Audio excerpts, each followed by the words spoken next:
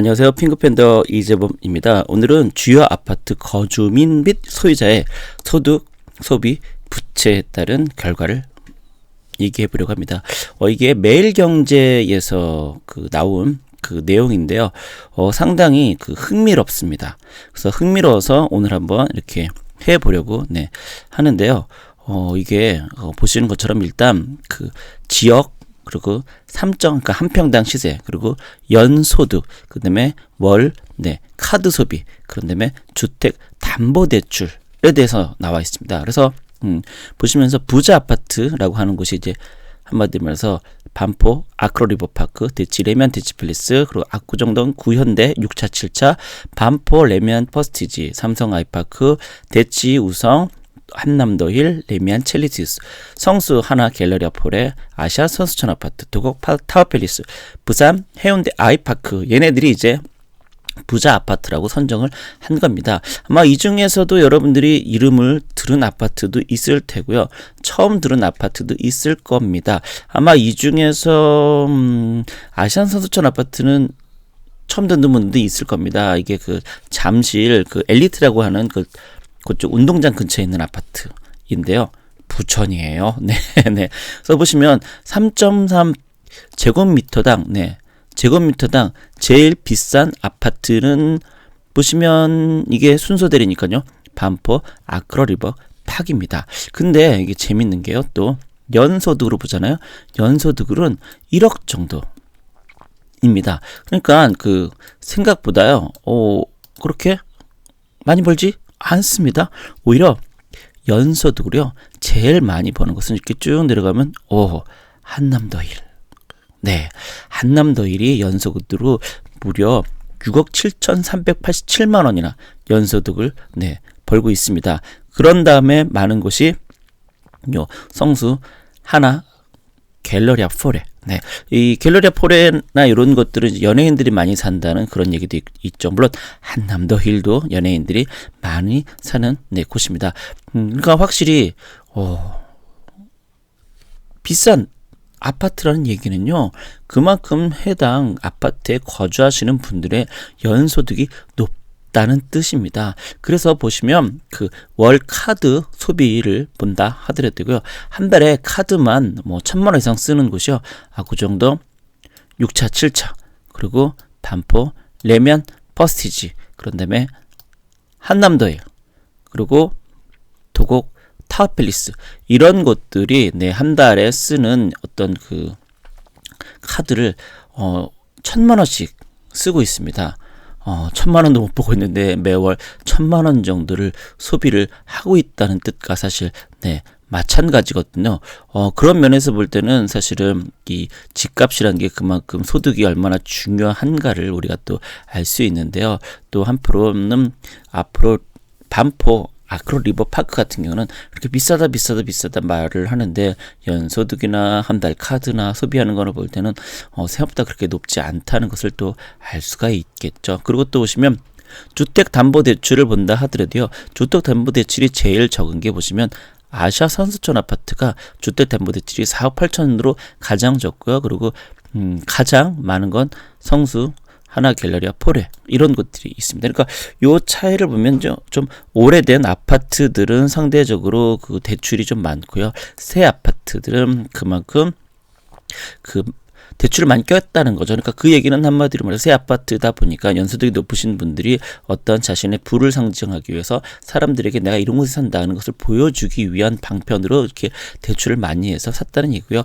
이런 아시안 선수촌 같은 곳들은 아무래도 많은 분들이 전통적인 흔히 부자라고 하는 곳들, 그런 사람들이 살고 있는 아파트다라는 것을 우리가 알 수 있습니다. 그리고 이 밑으로 내려가면 이제 각 지역 대표 아파트인데요. 보시면 반포주공 1단지, 잠실주공 5단지, 잠실헬스, 대치, 음마, 여의도 서울, 목동 7단지, 경희궁 자이 2단지, 반포 레미안 푸르지오, 레미안 옥스 리버젠, 붙들마을 7단지, 광장 힐스테이트, 흑석동 한가 센트레빌, 고동 레미안 힐스테이트, 목동 트리펠러스, 여의도 자이, 마곡 엠벨리 7단지, 이게 각 지역별 이제 그 대표 아파트라고 할 수 있는데요. 그러니까 이런 아파트들은 어떻게 보면은 부동산 투자를 하신다라고 하면 그래도 최소한 이런 아파트가 있다는 것 정도는 알아야 되지 않을까요? 그러니까 저 아파트가 어디에 정확히 있는지는 모른다 하더라도요. 그래도 이런 아파트가 그 해당 지역을 대표하는 아파트구나. 그래서 가격이 상승할 때는 이런 아파트들이 먼저 치고 올라간다라고 할 수 있거든요. 그래서 각 지역 대표 아파트 중에서 현재 보시면 반포 주공 1단지가 현재 한 평당 시세는 가장 비쌉니다. 그럴 수밖에 없는 게 이거는 이제 재건축 얘기가 있기 때문에 요 가격은 한마디로 그 새로운 아파트가 태어났을 때 그 가격을 미리 선반영해서 형성된 가격이다. 이렇게 보시면 되겠죠. 근데 정작 연소득으로 제일 비싼 곳은요. 네. 여의도, 서울, 그리고 밑으로 내려가면 목동 트리플러스. 네. 그 다음이 여의도 차이.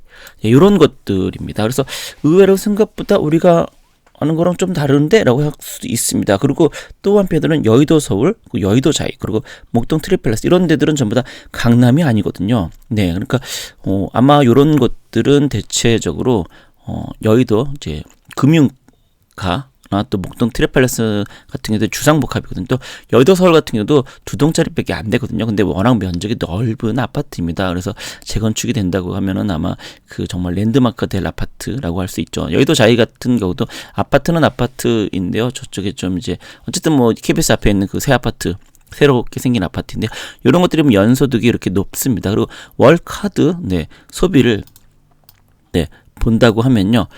이번에는 제일 소비가 높은 건 역시 목동 트라펠라스가 또다시 1등으로 제일 많이 하고 있습니다. 주택담보대출 한번 볼까요? 주택담보대출로 가장 많이 하고 있는 것은 그러니까 많이 쓰고 있는 것은 이번에도 목동 트라펠라스입니다. 그리고 주택담보대출을 가장 적게 쓰고 있는 곳은 여기 남아있는 반포 주공 1단지. 네. 그러니까 결국에는 이 목동 트리플러스는 그만큼 고소득 직종, 그러니까 전문 직종 분들이 여기를 선호하고, 왜냐면 여기가 이제 그 여의도나 그런 데 가기도 되게 목이 좋거든요. 바로 앞에 서부순환도로도 있고 그러다 보니까 아마 그런 측면이 분명히 있을 것 같고요. 대신에 저기 나와 있는 반포주공 1단지 같은 것들은 아무튼 재건축이 진행되고 있기 때문에 거주 만족도는 솔직히 해서 이제 편리성 이런 것들은 좀 불편하겠죠. 그리고 또 이제 이 재건축 얘기가 있기 때문에 담보대출을 그렇게 많이 받으신 분들은 없습니다. 무슨 말이냐, 원래부터 예전부터 거기 살던 분들이 워낙 많은 거죠. 그런 분들은 이제 담보대출을 그동안 꾸준히 갚았었기 때문에, 또는 예전부터 좀 저렴했을 때 했기 때문에 이미 다 갚았겠죠. 그러다 보니까 주택담보대출이 상대적으로 적다라는 것을 우리가 알 수 있습니다. 그래서 전체적으로 보시면은 어떠세요? 제가 생각할 때는 제가 늘 주장하는 바는 결과적으로는 아파트 가격이라는 것은 소득에 근거해서 그 아파트 가격이 형성될 수 있다라고 볼 수 있거든요. 그러니까 여기 나와 있는 것처럼 결과적으로는 아파트가 비싸면 비쌀수록 연소득이 높으신 분들이 그곳에 살고 있다는 것을 우리가 알 수 있습니다. 그러다 보니까 한마디로 말해서 확실히 소득이 중요하다는 걸 우리가 알 수 있겠습니다. 그리고 또 하나 제가 뭐 해야 되는데 귀찮아서 계산하지는 않았는데요. 한마디로 이 연소득 대비 한 평당 금액을 한번 퍼센트로 따지면 실제로 어떤 아파트가 오히려 저평가돼 있고 어떤 아파트가 고평가돼 있는지도 따져볼 수 있지 않을까 생각을 합니다. 그래서 그런 관점에서 보면 이렇게 왜냐면 이제 월카드 소비가 많다 적다 같은 것도 또 사실은 그만큼 전문 직종에 근무를 하느냐, 또는 현재 은퇴를 하셔서 그냥 갖고 있는 자산으로 생활을 하시냐, 여기에 따라서도 사실 소비 생활이 또 변동이 있을 수 있잖아요. 네. 그런 측면에서 보면은 이렇게 그 압구정동 현대아파트 같은 곳이 어떻게 보면은 참 대단하다라고 할 수도 있습니다. 왜냐하면 연소득도 무려 1억 7천이고요. 더구나 압구정동 현대아파트는 새 아파트도 아니고 상당히 오래된 한 40년 된 이런 아파트잖아요. 그럼에도 불구하고 이렇게 연소득도 높고 카드도 많이 쓴다. 그러니까 전통적인 부자들이 확실히 압구정동 현대아파트에 많이 거주하신다라는 것을 알 수 있죠. 그리고 한남더 힐도 역시 마찬가지입니다. 한남더 힐은 사실은 여기는 아파트라고 할 수는 없죠. 단독주택을 이제 모여 넣은 타운하우스 형태인데요.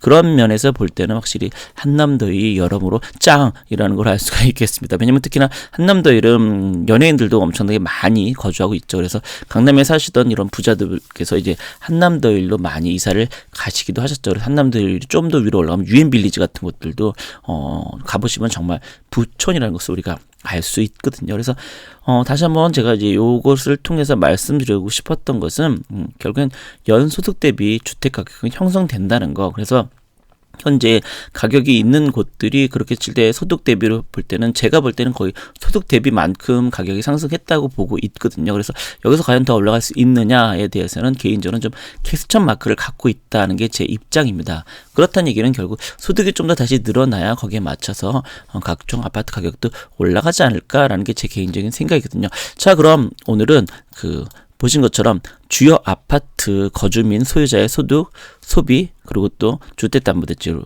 이런 것들을 근거로 해서 어떻게 가격이 형성되어 있나를 한번 오늘 보는 시간을 가졌습니다. 어떻게 유익하셨는지 모르겠네요. 그래서 유익하셨으면 구독, 좋아요 함께 눌러주시면 저도 무척 고맙겠습니다. 그럼 여기서 오늘 방송 마치도록 하겠습니다. 지금까지 저는 핑크팬더 이재범이었습니다. 고맙습니다.